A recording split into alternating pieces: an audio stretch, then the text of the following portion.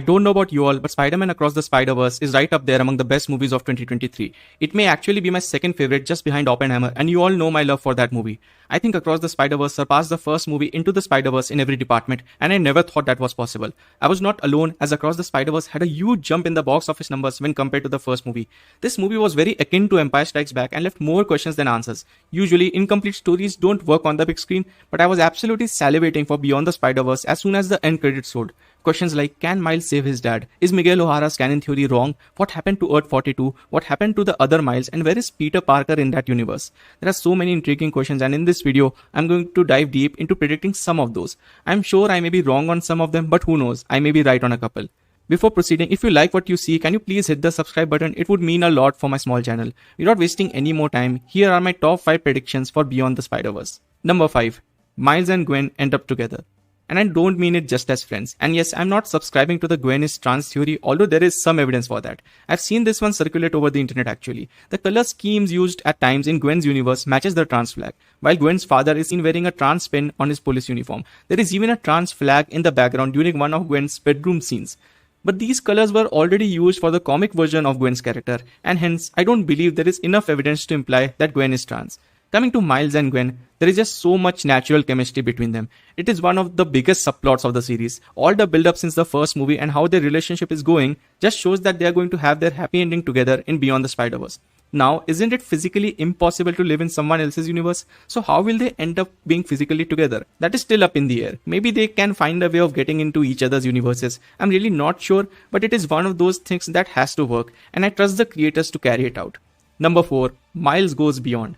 As if the concept of the Spider-Verse containing thousands of Spider-Men and women was not complex enough for the creators. I was shocked when I heard the title of the final movie, which is of course Beyond the Spider-Verse. While the MCU is barely able to handle the concept of the multiverse, the Spider-Verse is expanding to something even beyond that and doing it perfectly. As for what exactly Beyond the Spider-Verse could mean, in an interview one of the creators of these movies, Miller, described it this way. It means a lot of things, he said. We see a map representation of the known Spider-Verse, but there are things that can exist outside of that web of life and destiny. Like he said, I think beyond means something more. It's like when we realize that Earth is actually not at the center of the universe and that we are actually just one among many planets. In a similar way, Beyond will reveal something monumental about the Spider-Verse. I really loved the Spot as a character, and he grew on me as the movie went along. I think he has gained a lot more knowledge about the Spider-Verse and how the rules work in it. As for what I think Beyond means, I think it will show that the canon theory is wrong, or maybe not wrong, but it is not what Miguel O'Hara thinks it is. Miles Morales is going to travel beyond the realms of what we have seen so far in the trilogy. Many fans have already hypothesized that by the end of the trilogy, Miles will be transported to the real world where he will end up in the current day MCU. But I don't think that is going to happen because I like the fact that these movies are their own thing even though they have some fun cameos and Easter eggs. So while I do think Beyond will change the rules of the game, I don't think it ends in us getting a live action version of Miles Morales. Number 3. Miles' mom and dad. The fate of Miles' dad was a key plot point in Across the Spider-Verse. It was explained by Miguel O'Hara that the death of a police captain close to Spider-Man is a canon event, and it must happen no matter what. Miles' father is about to get promoted to captain, and hence would fit the theory. Miles Morales then makes it his quest to prevent this tragic fate, despite the possibility of the destruction of his universe and everyone in it. This is a very risky move, yet we root for Miles, as who wants their whole life mapped out for them. Just before the end of Across the Spider-Verse, it's set up that Miles' father, who is just about to become police captain, is destined to be killed by Spot. I believe Miles' father will survive and Miles will find a way to make that happen. One theory is that since Miles is actually an anomaly, this could help him avoid losing his father. The spider that bit him was from another universe. The Miles of Earth 42 was likely to become Spider-Man. And since that Miles already lost his father, it could be said that Earth 42 Miles will experience all the canon events instead of our Miles. But this prediction is not just about Miles' father, it's about Miles' mother too. And while I think his father will survive, I think his mother will die. For one, this has happened in the comics, and as much as it would absolutely destroy me if she dies, I think the final movie is not going to hold back on this. And also, this will make Spot such a threatening villain. Don't get me wrong, I think he's a pretty threatening villain already, but we have not seen his full form in action yet, and making him kill a significant character has the potential to make him an unforgettable villain, a character we can dissect in the years to come. Number 2. The Prowler turns good. Across the Spider-Verse ended with Miles being held captive by an evil Prowler version of himself. I swear this scene was executed to perfection. I can dissect this scene in an upcoming video. The ending of Across the Spider-Verse is that good.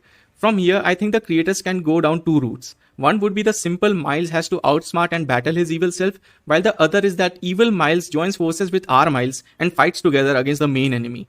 The second route is the one I'm going with. Don't get me wrong, it won't be easy. It will take a lot for the Prowler Miles to turn good. You can argue that the Prowler Miles had to endure the worst of everything. Not only did he lose his father, but he never got to be Spider-Man. Not only him, he lives in a world where there is no Spider-Man. It's basically like Gotham but without a Batman. That is what Earth 42 looks like. So it's no surprise that when R. Miles begs his darker variant to save his father, the latter isn't keen on doing so. The Prowler Miles is actually even more mad that R. Miles' father is still alive. He thinks R. Miles is responsible for everything bad that has ever happened to him. So yeah, it won't be easy for this Prowler to turn good. But that is exactly why it will happen, and it must happen. I think there are so many themes and ideas to explore here. What exactly is a villain? What makes one? And if redemption is even possible? Just as R. Miles helped his uncle defy the Kingpin, he could make his variant see the error of his ways. It will be interesting to see how much time the writers have to explore the dynamics of the two Miles, but I am all for it. Number 1. Miguel O'Hara is the main villain of the Spider-Verse / the canon theory is flawed.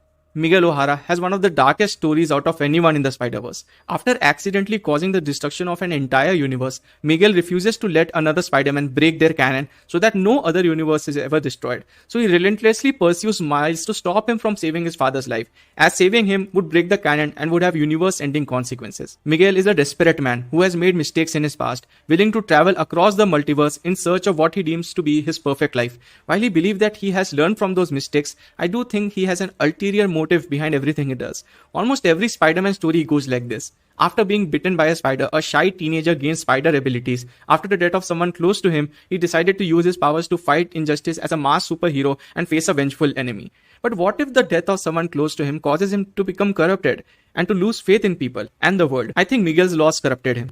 A superhero is more than what he does or how many lives he saves. He's also about what he stands for and the ideas he expresses. It certainly seems as if Miguel is up to no good and serves his own interest. It almost feels like he wants every Spider-Man out there to suffer like he did. If one thing is for sure, Miguel O'Hara will be the main villain of the Spider-Verse. I think that Miles and his friends will prove that the so-called canon events don't need to happen at all. That would also explain the title "To Break the Canon" is to go beyond the Spider-Verse. Again, I don't think the canon theory is completely wrong. I think it's just flawed. It is not wrong because a lot of the things are indeed common among all the Spider people. There are again two possibilities.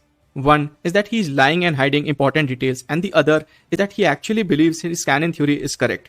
It could very well be that a bit of both are true, but I do think the chances of him turning evil are far greater than him achieving redemption by helping Miles. Frankly, I don't see both the Prowler and Miguel O'Hara getting redeemed, so I'm picking the Prowler to be the one, while Miguel turns full evil.